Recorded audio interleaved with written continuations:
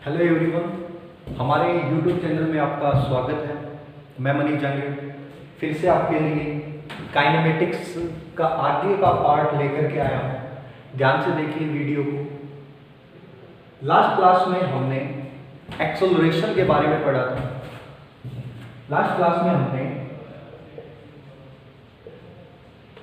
Acceleration के बारे में पढ़ा था और इस पर बेस्ड कुछ क्वेश्चन सोल्व किए थे। इस क्लास में हम इससे आगे के टॉपिक्स को कवर करेंगे। इससे आगे के टॉपिक में अगर अपन देखें तो सबसे इंपॉर्टेंट बात जो निकल करके आती है वो आती है कर्व।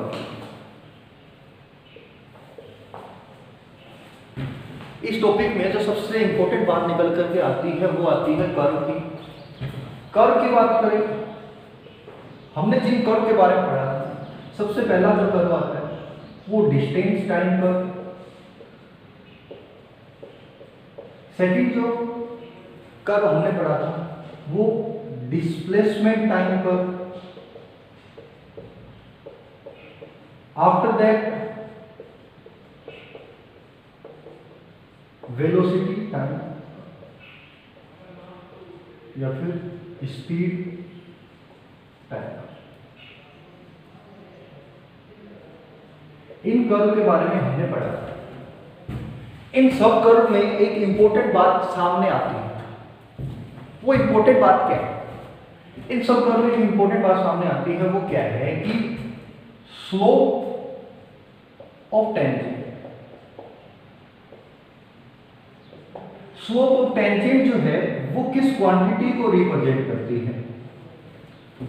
स्लोप ऑफ टेंजेंट की बात करें, कोई भी कर्व हो उसके टेंजेंट की जो स्लोप होती है वो होती है dy अपॉन में dx, dy अपॉन में dx। अब हमें देखना y एक्सिस पर कौन है और x एक्सिस पर कौन है। यहां पर देखें डिस्टेंस टाइम, इसका मतलब ds upon dt, ds upon dt। और ds अपॉन dt क्या होता है? v यानी कि स्पीड, इंस्टेंटेनियस स्पीड। इसके बाद डिस्प्लेसमेंट टाइम कर्व की बात करें, उसमें dx अपॉन dt डिस्प्लेसमेंट हो गया, dx अपॉन dt ये v, ये हो गया इंस्टेंटेनियस वेलोसिटी। इसके बाद वेलोसिटी टाइम कर्व की बात करें तो इसकी स्लोप जो है वो हो गई dv अपॉन dt।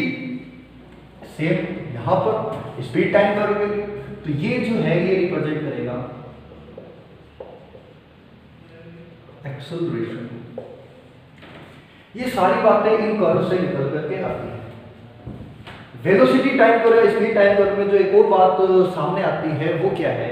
वो है एरिया। एरिया किस क्वांटिटी को रिप्रेजेंट करता है? डिस्प्लेसमेंट और डिस्टेंस। और इसके बारे में आपको क्या कहना? डिपेंड्स ऑन क्वेश्चन, कि कहां डिस्टेंस है, क्या डिस्प्लेसमेंट है, वो क्वेश्चन पर डिपेंड करेगा। ठीक है, तो इस तरीके की बातें इन कर्व से निकल करके आती हैं। लेकिन इन सब का अपने आगे के टॉपिक से क्या लेना देना है वो तो सब टॉपिक की एक खास बात है, सब कर्व की एक खास बात है। वो क्या है कि if curve is straight line, if curve is straight line, जैसे distance time curve straight line हो, displacement time curve straight line हो, velocity time curve straight line हो, तो क्या होगा? तो उस कंडीशन में क्या होता है? इस कंडीशन में v average equals to v instantaneous, कि एवरेज स्पीड और इंस्टेंटेनियस स्पीड दोनों इक्वल होगी।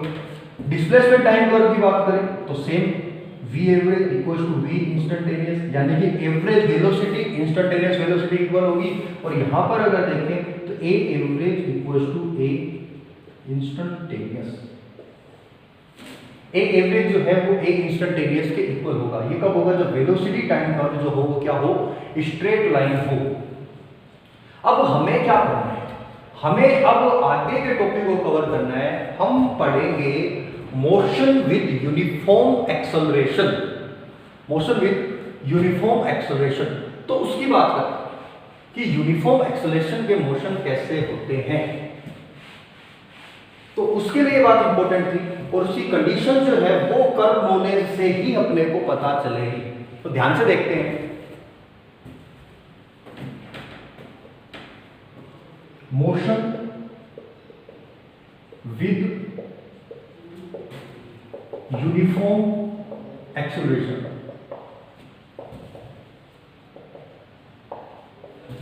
मोशन विद यूनिफॉर्म एक्सेलरेशन, इस टॉपिक को कवर करने की कोशिश करें। मोशन विद यूनिफॉर्म एक्सेलरेशन में क्या होता है? A equals to constant. Uniform acceleration का मतलब एक ऐसा मोशन जिसमें एक्सेलरेशन जो है वो क्या हो? कांस्टेंट हो। A equals to constant. अब A इक्वल्स टू कांस्टेंट का मतलब क्या होगा? एक्सेलरेशन होता है dv अपॉन में dt। अब ये कांस्टेंट है, इसको मैंने A लिख दिया। अब dv upon dt equals to A है, तो dv equals to A dt। अब इंटीग्रेशन करेंगे तो v इक्वल्स टू क्या आ गया? at प्लस c, और v equals to at plus c है। इसका मतलब क्या है? Velocity time curve is straight. Velocity time curve जो है वो क्या होगा? स्ट्रेट लाइन होगा। यानी कोई भी यूनिफॉर्म एक्सेलरेशन से मोशन कर रहा है, कोई भी यूनिफॉर्म एक्सेलरेशन से मोशन कर रहा है, तो इसका मतलब क्या है कि उसका वेलोसिटी टाइम कर्व जो है वो कैसा होगा? स्ट्रेट लाइन होगा। कैसा होगा? स्ट्रेट लाइन होगा। ये एक इंपॉर्टेंट बात निकल करके आती है। अब इसमें आगे बढ़े तो v equals to at plus c आ गया। v को लिख सकते हैं अपन dx upon dt, displacement upon time, तो v equals to dx upon dt equals to at plus c। अब यहां से dx equals to at plus c साथ में dt। अब इंटीग्रेशन करेंगे दोबारा से, तो dx का इंटीग्रेशन x, at का a t square by 2 plus ct plus c, x equals to at square plus at square by 2 plus ct plus c dash. अब यहां से अगर देखें तो क्या है? ये कर्व कैसा होगा? डिस्प्लेसमेंट टाइम कर्व कैसा होगा? यानी कोई यूनिफॉर्म एक्सेलरेशन से मूव कर रहा है तो उसका डिस्प्लेसमेंट टाइम कर्व कैसा होगा? ये बात समझिए। तो मैंने आपको बताया था कि एक तरफ पावर 1 है, दूसरी तरफ पावर 2 है। एक तरफ पावर 1 है, दूसरी तरफ पावर 2 है। तो ये जो इक्वेशन है, ये जो है, ये किसका होता है? पैराबोला। ये जो है क्या होता है? एक पैराबोला होता है। इसका मतलब क्या हो गया? Displacement time curve is parabolic. Displacement time curve जो है वो कैसा होगा? पैराबोलिक होगा। किस एक्सिस के अलोंग होगा? पैराबोला होगा। कौन सा पैराबोला होगा? ये होगा, ये होगा। किस तरीके का पैराबोला होगा वो अपने को समझना है। पैराबोलिक तो है, लेकिन किस एक्सिस? तो मैंने बताया था जिस एक्सिस के अलोंग होता है उसकी पावर 1 आती है, जिससे दूर होता है उसकी पावर 2 आती है। यहां पर डिस्प्लेसमेंट की पावर 1 है, इसका मतलब डिस्प्लेसमेंट एक्सिस के अलोंग होगा, तो अलोंग डिस्प्लेसमेंट एक्सिस। ये जो कर्व है, डिस्प्लेसमेंट टाइम कर्व जो है वो कैसा होगा? पैराबोलिक होगा। किस एक्सिस के अलोंग होगा? डिस्प्लेसमेंट एक्सिस के अलोंग होगा। तो ये एक इंपॉर्टेंट बात है मोशन विद यूनिफॉर्म एक्सेलरेशन में, कि अगर एक्सेलरेशन कांस्टेंट है तो इसका मतलब वेलोसिटी टाइम कर्व जो है वो स्ट्रेट लाइन होगा, और डिस्प्लेसमेंट टाइम कर्व जो है वो कैसा होगा? पैराबोलिक होगा। कैसा होगा? पैराबोलिक। तो ये बात आपको समझनी है कि भाई कोई क्वेश्चन आ सकता है कि which of the following curve represent uniform acceleration motion. Uniform acceleration motion की कौन सा कर्व जो है वो यूनिफॉर्म एक्सेलरेशन के मोशन को रिप्रेजेंट करता है? तो इसका आपको पता चलेगा कि velocity time curve straight line हो और डिस्प्लेसमेंट टाइम कर्व कैसा हो? पैराबोलिक हो। तो इसका मतलब कि वो जो है मोशन जो है वो कैसा है? Motion with uniform acceleration. Motion with uniform acceleration. तो यूनिफॉर्म एक्सेलरेशन की जो खास बातें हैं वो यही है। अब एग्जांपल जो यूनिफॉर्म एक्सेलरेशन के मोशन का है, सबसे पहला एग्जांपल जो है वो है रेक्टिलिनियर मोशन। जी हाँ दोस्तों, रेक्टिलिनियर मोशन जो है वो यूनिफॉर्म एक्सेलरेशन के मोशन का एक एग्जांपल है। यूनिफॉर्म एक्सेलरेशन के मोशन का एक एग्जांपल है कि रेक्टिलिनियर मोशन में भी एक्सेलरेशन जो है वो कांस्टेंट होता है। एक्सेलरेशन जो होता है वो क्या होता है? कांस्टेंट होता है। जी हाँ दोस्तों, रेक्टिलिनियर मोशन जहां भी होगा इसका मतलब वहां पर एक्सेलरेशन कांस्टेंट होगा, और एक्सेलरेशन कांस्टेंट होगा तो इसका मतलब कि displacement time curve parabolic, displacement time curve parabolic, और वेलोसिटी टाइम कर्व जो है वो क्या होगा, स्ट्रेट लाइन। जी हाँ, रेक्टिलिनियर मोशन है तो इसका मतलब उसका एक्सेलरेशन जो है वो कांस्टेंट होगा, तो डिस्प्लेसमेंट टाइम कर्व जो है वो कैसा होगा, पैराबोलिक, और वेलोसिटी टाइम कर्व जो है वो कैसा होगा, स्ट्रेट लाइन होगा। जी हाँ, अपना टॉपिक जो है, जो हम स्टार्टिंग से जिस टॉपिक को पढ़ने की कोशिश कर रहे थे वो रेक्टिलिनियर मोशन ही है। रेक्टिलिनियर मोशन को ही हम पढ़ने की कोशिश कर रहे हैं, इसीलिए हमने मोशन के बेसिक को हमने पढ़ा है। अब हमें रेक्टिलिनियर मोशन के जो स्पेसिफिकेशन है, जो खास बातें, जो टर्म्स है वो पता चलिए। पहली बात कि एक्सेलरेशन कांस्टेंट होगा, एक्सेलरेशन कांस्टेंट है इसका मतलब डेफिनेटली वो रेक्टिलिनियर मोशन है। दूसरी बात कि डिस्प्लेसमेंट टाइम कर्व है, इसका मतलब वो कैसा होगा, पैराबोलिक होगा।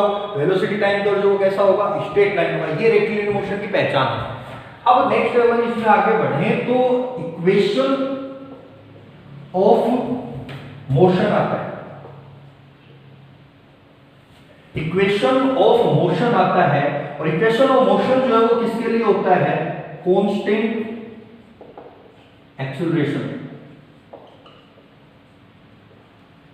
इक्वेशन ऑफ मोशन आती है और वो किसके लिए होती है, कांस्टेंट एक्सेलरेशन की। जहां पर एक्सेलरेशन कांस्टेंट है, जिस मोशन में एक्सेलरेशन कांस्टेंट है उसके लिए ये इक्वेशन जो है वैलिड होती है। जी हां दोस्तों, equation of motion is only valid where acceleration is constant. अब अपना जो टॉपिक है वो रेक्टिलिनियर मोशन है, और रेक्टिलिनियर मोशन में एक्सेलरेशन कांस्टेंट है। रेक्टिलिनियर मोशन में एक्सेलरेशन जो है वो कांस्टेंट है, और एक्सेलरेशन कांस्टेंट होने का मतलब हुआ कि यहां पर इक्वेशन ऑफ मोशन अप्लाई होगी। तो इक्वेशन ऑफ मोशन होती कौन कौन सी है, तो पहली इक्वेशन जो होती है वो होती है v = u + at। v = u + at, this is the first equation of motion, this is the first equation of motion. और इसको अपन इजीली समझ सकते हैं क्योंकि मैंने आपको बताया displacement time curve parabolic, velocity time curve straight line. तो दिस इज अगर देखिए वेलोसिटी ये टाइम, ये वेलोसिटी ये टाइम, और वेलोसिटी टाइम कर्व कैसा है, स्ट्रेट लाइन। क्यों, क्योंकि ये y = mx + c को फॉलो करता है, y = mx + c को फॉलो करता है। तो y का मतलब v वेलोसिटी, x का मतलब टाइम t, और c का मतलब u। ठीक है, तो इसका मतलब velocity time curve straight line है, तो बिल्कुल ये इस बात को फॉलो करता है। ये फर्स्ट इक्वेशन ऑफ मोशन होगी। सेकंड इक्वेशन ऑफ मोशन जो होती है वो कौन सी होती है, s = ut + ½ at²।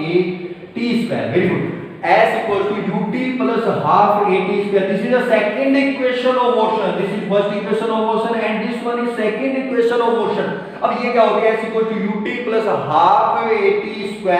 यहां से अगर देखें तो वही बात आती है कि ये डिस्प्लेसमेंट है, ये टाइम है, s = t², जो कि एक पैराबोलिक इक्वेशन है। ये क्या है, पैराबोला है, जो साफ बताता है कि डिस्प्लेसमेंट टाइम कर्व पैराबोलिक होता है। तो रेक्टिलिनियर मोशन में ऐसा होता है, तो ये सेकंड इक्वेशन ऑफ मोशन इसको वेरीफाई भी कर रही है।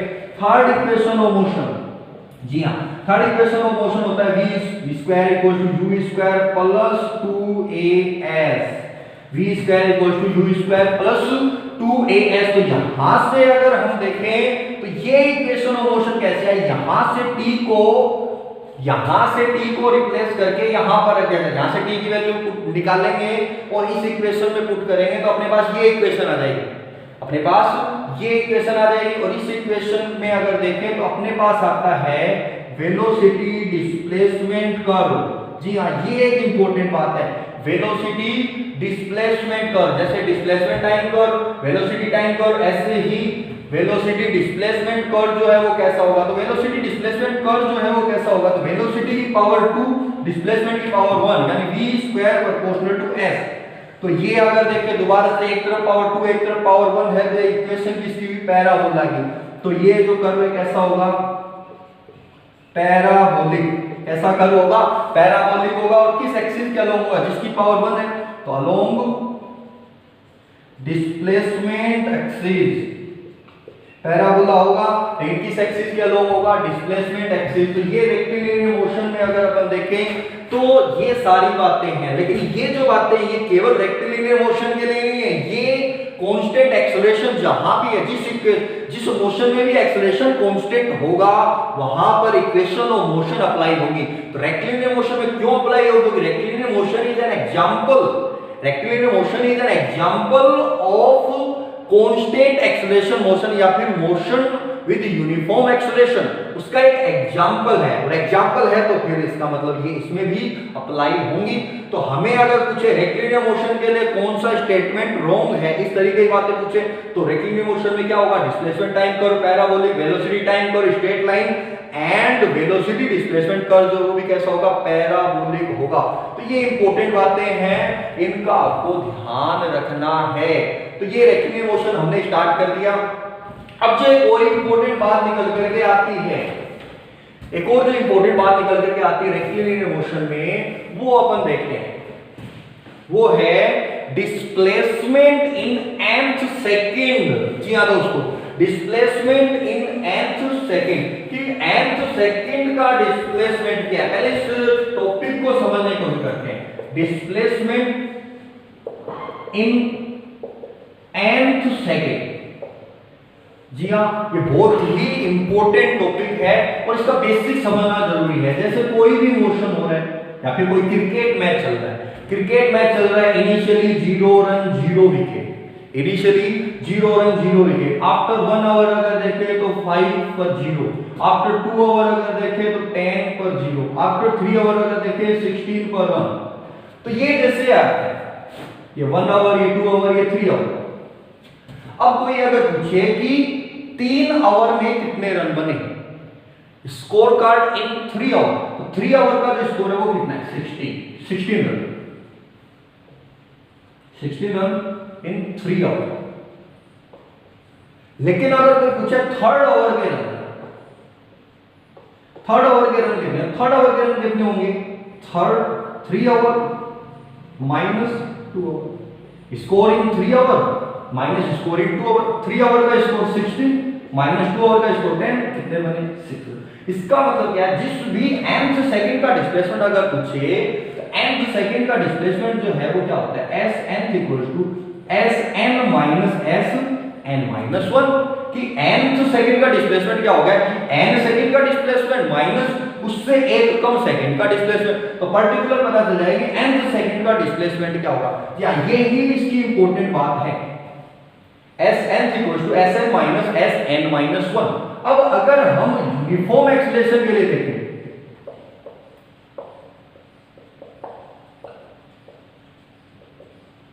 जरूरी नहीं है कि हमें हर क्वेश्चन में यूनिफॉर्म एक्सेलरेशन मिले, इसलिए हमें nth सेकंड डिस्प्लेसमेंट का ये जो कांसेप्ट है, ये जो फॉर्मूला है, ये जो जनरल टर्म है, इसको ध्यान में रखना पड़ेगा। लेकिन मोस्ट ऑफ द केस में हो सकता है यूनिफॉर्म एक्सेलरेशन मिले, मोस्ट ऑफ द केस में यूनिफॉर्म एक्सेलरेशन ही मिलता है। तो वहां पर अगर अपन देखें तो एक फॉर्मूला आता है कि इसको अपन देखें Sn की वैल्यू पुट करें, Sn n सेकंड का डिस्प्लेसमेंट, तो ut plus half a t square, Sn-1 अगर देखें un-1 plus half a n-1 का स्क्वायर, क्योंकि यूनिफॉर्म एक्सप्रेशन अगर है तो डिस्प्लेसमेंट जो क्या होगा? ut plus half a t square, second equation of motion, और उसी के बेसिस पर अपन पुट करेंगे। और जब दोनों वैल्यू पुट करेंगे तो Sn जो है उसका फॉर्मूला क्या आएगा? Sn जो है उसका फॉर्मूला क्या आएगा? इसमें से ये हमें घटाना है, इसमें से अगर घटाएंगे तो क्या आएगा? un माइनस un और प्लस u, बिल्कुल देखो un, ये माइनस un और minus minus plus u, plus half a, half a यहां भी है, हाफ a यहां भी है। अब इसको कॉमन लेंगे, अपने पास क्या बचेगा? n स्क्वायर माइनस n-1 का स्क्वायर। इस तरीके से हम सब्सट्रैक्ट कर सकते हैं, ये इससे कैंसिल हो गया। Sn जो है वो क्या आएगा? u प्लस ये देखो हाफ a तो ठीक है, अब ये a square minus b square है, a square minus b square क्या होता है? a माइनस b, तो n minus n plus 1, a minus b और a plus b, n plus n minus 1। a square minus b square क्या होता है? a minus b into में a plus b, यहां से क्या होगा? u plus half a। अब ये देखो n से n कैंसिल, 1 बचा, 1 को मल्टीप्लाई करो कोई फर्क नहीं पड़ता, और यहां पे हो गया 2n minus 1, u plus half a साथ में 2n माइनस 1, ये Sn हो गया। समझ रहे हो? तो ये nth सेकंड का डिस्प्लेसमेंट है, ये nth सेकंड का डिस्प्लेसमेंट है। उसका फॉर्मूला क्या होगा देखो, बिल्कुल दोबारा देख सकते हो आप, un plus half an square un minus 1 plus half an minus 1 का स्क्वायर। अब यहां से देखें इसमें से तो ये माइनस ये माइनस ये un minus un plus u, अब ये माइनस ये तो हाफ a कॉमन आ गया, n square minus n minus 1 का स्क्वायर। अब इसको सोल्व करेंगे तो क्या हो गया, a square minus b square, वो क्या होता है a माइनस b इनटू में a प्लस b, तो a minus b and a plus b, इसको सोल्व किया तो ये nth सेकंड के डिस्प्लेसमेंट का फॉर्मूला आ गया। ये फॉर्मूला आपको याद रखना है, ये फॉर्मूला जो है ये आपको हर हाल में याद रखना है, क्योंकि आगे के क्वेश्चन सोल्व करने के लिए इसको याद रखना जरूरी है। तो अपने पास जो 4 इंपॉर्टेंट टर्म्स हैं याद रखने के लिए वो क्या है, वो क्या है, 3 तो इक्वेशन ऑफ मोशन, 4 जो है वो डिस्प्लेसमेंट इन nth सेकंड, 3 तो इक्वेशन ऑफ मोशन है एंड 4th क्या है, डिस्प्लेसमेंट इन nth सेकंड। देखो क्या है यहाँ पर 3 इक्वेशन ऑफ मोशन, जो भी करना है अब हमें इन्हीं के बेसिस पर करना है। v u plus at s ut plus half at square, और थर्ड वन जो है वो क्या है, v square equals to u square plus 2as, last one s nth equals to u plus half a 2n minus, ये है displacement in nth second. ये क्या है, डिस्प्लेसमेंट इन nth सेकंड। ये सारी बातें अपने पास आ रही। अब रेक्टिलिनियर मोशन में आगे बढ़े, रेक्टिलिनियर मोशन में अगर हम आगे बढ़े, आगे के टॉपिक को कवर करें, तो अपना जो रेक्टिलिनियर मोशन में सबसे पहला जो हेडिंग आता है वो क्या आता है, vertically downward motion, vertically downward motion under gravity, vertically downward motion under gravity, और इसको अपन बोलते हैं एक सिंपल वर्ड में free fall, condition of free fall. तो इसको अपन ध्यान से समझने की कोशिश करते हैं कि हाँ, vertically downward motion under gravity, देखो ये तो काम आएगी इस टॉपिक में, लेकिन ये जो टर्म है free fall, vertical downward motion under gravity, हमने कंडीशन क्या ली है, फ्री फॉल। फ्री फॉल का मतलब क्या है, फ्री फॉल का मतलब है air resistance, air resistance should be neglected, air resistance should be neglected. Air resistance should be neglected का मतलब क्या है कि कोई पार्टिकल है वो डाउनवर्ड मोशन कर रहा है और उस पर एयर रेजिस्टेंस बहुत कम है, एयर उसके मोशन को इफेक्ट नहीं कर रहा, हम ये बोलते हैं वो फ्री फॉल कर रहे हैं। या फिर हम ये कह सकते हैं एयर रेजिस्टेंस नेग्लेक्ट करने का मतलब क्या है कि जहां पर एयर नहीं हो, यानी कि वैक्यूम, यानी कि एयर नहीं हो वहां पर क्या होता है, वैक्यूम होता है, वैक्यूम में अपन मोशन मान लेते हैं, motion in vacuum, particular downward motion है, कहां पर हो, वैक्यूम में। तो ये अगर देखें ये कंडीशन अपने पास हो तो air resistance should be neglected. जैसे अपन देखें कि कोई भी बिल्डिंग है उसके टॉप से, ये बिल्डिंग का टॉप है, यहां से क्या किया जाता है कि कुछ अपन ड्रॉप करते हैं, तो हो सकता है कि एक पंख हो सकता है एक पंख को ड्रॉप करें, ठीक है, हो सकता है एक पत्थर को ड्रॉप करें, स्टोन, और इसका वेट जो है वो इतना है कि उस पर एयर रेजिस्टेंस नहीं लग रहा। अब आप देखोगे तो होगा क्या कि ये जो है तुरंत आ जाएगा नीचे, लेकिन इसको नीचे आने में टाइम लगा, हो सकता है एयर इसको ऊपर भी ले जाए। इसका मतलब क्या, हमने ड्रॉप तो किया है लेकिन इसके मोशन पर एयर का इफेक्ट है, इसके मोशन पर एयर का इफेक्ट नहीं है। तो हम हो सकता है कुछ इफेक्ट हो, लेकिन हम ये मानते हैं कि फ्री फॉल के केस में एयर रेजिस्टेंस को नेग्लेक्ट करना पड़ता है, हम ये मानते हैं कि एयर रेजिस्टेंस है ही नहीं। तो अब अगर देखें, जैसे मान लो कोई बहुत बार क्वेश्चन, एक बेसिक लेवल का क्वेश्चन है कि एक बिल्डिंग है एच साइड की, इसके टॉप से 10 kg का पार्टिकल, एक 20 kg का पार्टिकल, इन दोनों को ड्रॉप किया जाता है, एक 10 kg का, एक 20 kg, इन दोनों को ड्रॉप किया जाता है। तो कौन सा जो है वो पहले पहुंचेगा, ये नीचे पहले पहुंचेगा, ये नीचे पहले पहुंचेगा। तो बहुत से लोगों के दिमाग में हो सकता है ये आए कि जो हल्का है उसको ज्यादा टाइम लगेगा, जो भारी है उसको कम टाइम लगेगा। लेकिन यहां पर आपको समझने की कोशिश करनी है कि अगर एयर रेजिस्टेंस नहीं है, एयर रेजिस्टेंस 0 है, तो इसका मतलब क्या होगा, एयर रेजिस्टेंस 0 है इसका मतलब क्या होगा, टाइम इक्वल होगा। एयर रेजिस्टेंस 0 है इसका मतलब क्या होगा, टाइम इक्वल होगा। यहां पर अगर देखें अनइक्वल टाइम। लेकिन यही केस अगर कहां हो, यही केस कहां हो, एक पंख है और एक स्टोन है, ये पंख है ये स्टोन है, और इनको ड्रॉप किया जाए कहां पर, वैक्यूम में।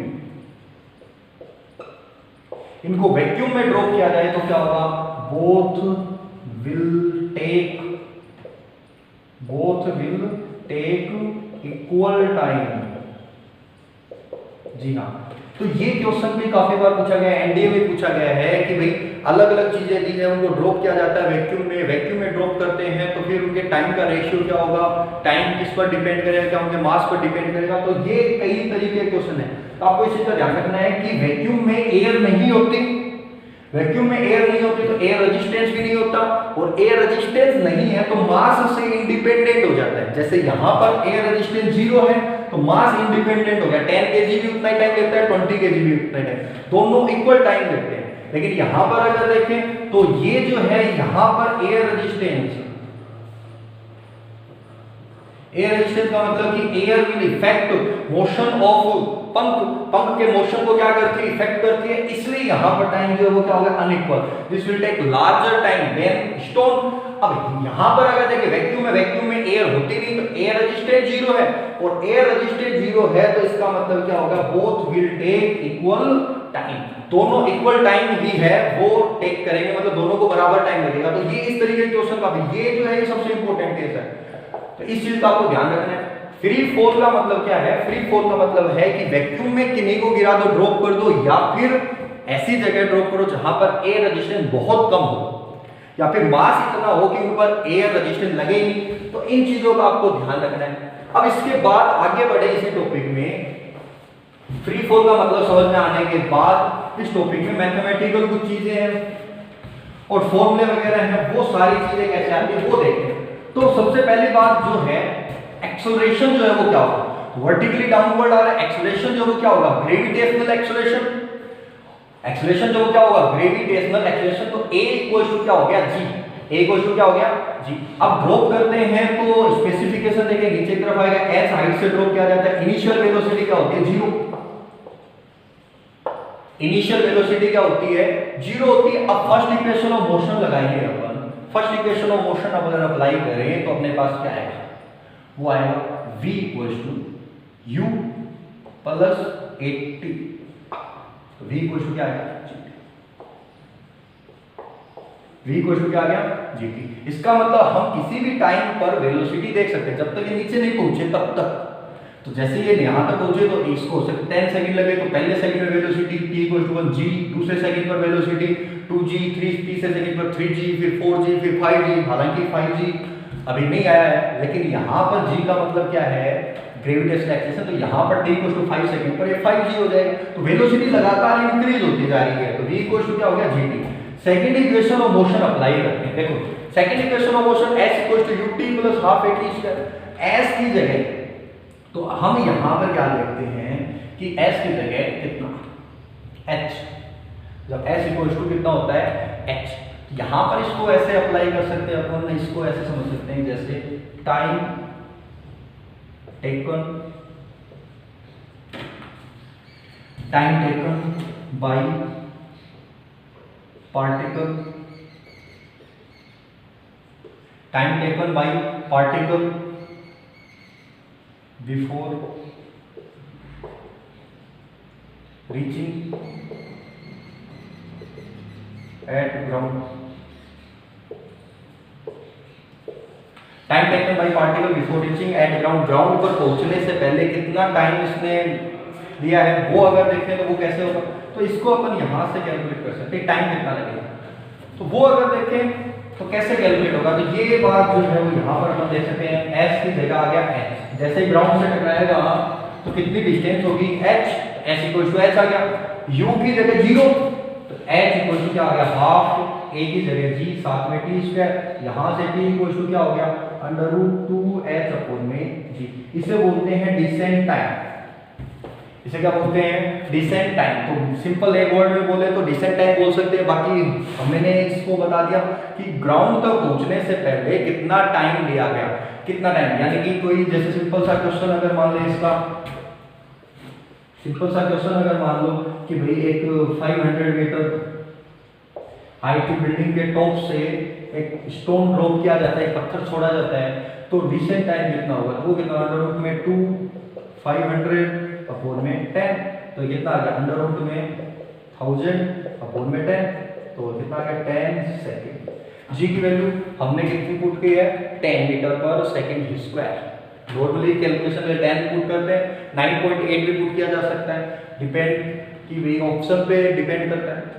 खैर ये पहला डिसेंट टाइम अपन ने कैलकुलेट किया। अब सेकंड जो है वो देखने की कोशिश करते हैं। सेकंड अब इसमें आगे बढ़ते हैं तो वो क्या है कि भाई डिसेंट टाइम हमने देखा, हमने पहली इक्वेशन अप्लाई की, हमने दूसरी इक्वेशन अप्लाई की। अब हम थर्ड इक्वेशन अप्लाई करते हैं। थर्ड इक्वेशन से क्या मिलता है, थर्ड इक्वेशन से मिलता है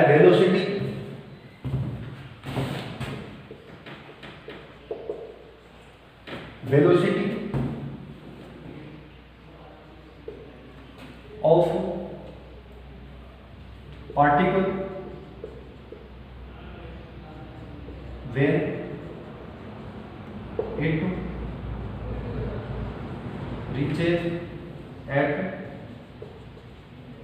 ground, कि velocity of particle when it reaches eight ground, कि जब ये ग्राउंड पर पहुंचेगा तो उसकी वेलोसिटी क्या होगी। इनिशियली वेलोसिटी 0 है, तो ग्राउंड पर पहुंचेगा तो इसकी वेलोसिटी जो है वो क्या होगी, तो वो अगर अपन देखें तो v स्क्वायर इक्वल्स टू, वहां से देखो v square equals to 2gh, u तो 0 है तो v square equals to 2gh, तो यहां से v इक्वल्स टू क्या आ जाएगा अंडर रूट 2gh। जी हाँ, ये फॉर्मूला और ये फॉर्मूला दोनों फॉर्मूले इंपॉर्टेंट है। ये है कि किस वेलोसिटी से ग्राउंड से कोलिजन करेगा v equals to under root 2gh, और ये जो है कितने टाइम के बाद ग्राउंड पर पहुंचेगा td equals to under root में 2h अपॉन में g। जी हाँ, तो हमने तीन इक्वेशन अप्लाई की। पहली इक्वेशन से हमें मिला v equals to gt, second equation से, थर्ड इक्वेशन से। तो जो रिजल्ट मिल रहे हैं वो बिल्कुल बेसिक कांसेप्ट से मिल रहे हैं, और उनको समझने के लिए आपको केवल सिंपल सी बात समझनी है कि हेडिंग जो है वो क्या है, vertically downward motion under gravity, gravity के अंदर। तो इसमें अगर देखें फ्री फॉल जो है वो उसने साफ बता दिया कि एक्सेलरेशन जो केवल ग्रेविटेशनल है, उसके अलावा कुछ नहीं, एयर रेजिस्टेंस वगैरह सब 0 है, ठीक है। और उसी बेसिस पर अपन ने इस टॉपिक को कवर किया है। अब इसमें आगे बढ़े तो जो लास्ट चौथी इक्वेशन है, चौथी इक्वेशन मतलब डिस्प्लेसमेंट इन nth सेकंड, उसको और अपन देखते हैं। डिस्प्लेसमेंट इन nth सेकंड, तो वो किस तरीके से अफेक्ट करता है। अभी इसके जैसे न्यूमेरिकल प्रॉब्लम जो है वो अपन अगले वीडियो लेक्चर में देखेंगे। इसके न्यूमेरिकल जो प्रॉब्लम है वो अगले वीडियो लेक्चर में देखेंगे। ये केवल बेसिक के लिए है, रेक्टिलिनियर मोशन एकदम से स्टार्ट हो चुका अपना, उसमें हमने इक्वेशन ऑफ मोशन के बारे में जाना, डिस्प्लेसमेंट इन nth सेकंड के बारे में जाना, वर्टिकली डाउनवर्ड मोशन को पढ़ रहे हैं। उसमें जो लास्ट है वो क्या है, displacement in nth second, displacement in nth second. तो इसको कैसे आप हम समझ सकते हैं, तो डिस्प्लेसमेंट इन nth सेकंड अगर देखें तो s nth इक्वल टू क्या होगा, u प्लस a/2 साथ में 2n माइनस 1। अब यहां पर अगर देखें तो s nth u की जगह 0, तो हो गया g/2 साथ में 2n माइनस 1, g/2 साथ में 2n माइनस 1। अब पहले सेकंड का डिस्प्लेसमेंट अगर देखें, डाउनवर्ड मोशन कर रहा है, ड्रॉप किया है, इनिशियल वेलोसिटी 0 है। पहले सेकंड का डिस्प्लेसमेंट अगर देखें तो g/2 n की जगह 1 पुट करेंगे, g/2 n की जगह 1 पुट करेंगे तो कितना 2 माइनस 1 बचा, तो आ गया g/2, और g/2 की वैल्यू कितनी होती है 5, तो 5 मीटर। सेकंड का अगर देखें तो वो क्या होगा, तो g/2 2n माइनस 1 अगर देखें तो कितना होगा, 2 पुट कर दो, 4 माइनस 1 3, तो हो गया 3g/2, और 3g/2 का मतलब कितना होगा 15 मीटर। 3g/2 का मतलब कितना होगा 15 मीटर। ऐसे ही थर्ड सेकंड का g/2, अब कितना आ गया 6 माइनस 1, तो 5, तो 5g/2, और 5g/2 है तो कितना होगा 25 मीटर। इसी तरीके से अगर मेरे को मान लो 11 सेकंड का देखना, 11 सेकंड का कितना होता है, 11 सेकंड का अगर मेरे को डायरेक्ट लिखना है तो इसी बेसिस पर मैं लिख सकता हूँ। कैसे लिख सकता हूँ कि देखो पहले सेकंड का 0.5, दूसरे सेकंड का 1.5, तीसरे सेकंड का 2.5, अगर चौथा सेकंड होता तो क्या आता 3.5, 4 5। ऐसे ही 11 सेकंड का अगर देखें तो क्या होगा, देखो पहले सेकंड, दूसरा, तीसरा, चौथा, पांचवा, 5 सेकंड तक है। तो अगर मैं 11 सेकंड का देखूं तो 11 सेकंड का क्या होगा, तो यहाँ पर देखो जो भी सेकंड है लास्ट में तो 5 है, तो यहाँ पे भी यूनिट डिजिट तो 5 ही आएगा, यूनिट प्लेस पर तो 5 ही आएगा। फिर बाकी अगर देखें तो पहले पे 0, दूसरे पे 1, तीसरे पे 2, चौथे पे 3, पांचवे 4, तो यहाँ पर 11 पे क्या आ गया 10, तो 105 मीटर। क्या हो गया 105 मीटर। तो ये 11 सेकंड का डिस्प्लेसमेंट। ऐसे मान लो 13 सेकंड का डिस्प्लेसमेंट चाहिए तो वो अपन डायरेक्ट लिख सकते हैं। 13 सेकंड का डिस्प्लेसमेंट कितना होगा, तो वो कितना होगा, यहाँ पे 5 और 13 माइनस 1 कितना होगा 12, 125 मीटर। ठीक है, तो इस तरीके से अपन करते हैं। जो शॉर्ट फॉर्मूला आया वो क्या है, nth सेकंड का। अब यहाँ पर अगर देखें तो ये जो है यहाँ पे आएगा 5, ये यूनिट डिजिट लिख रहा हूँ जी, मल्टीप्लाई मत समझना कहीं जो मल्टीप्लाई, और यहाँ पर n माइनस 1 ये रिमेनिंग डिजिट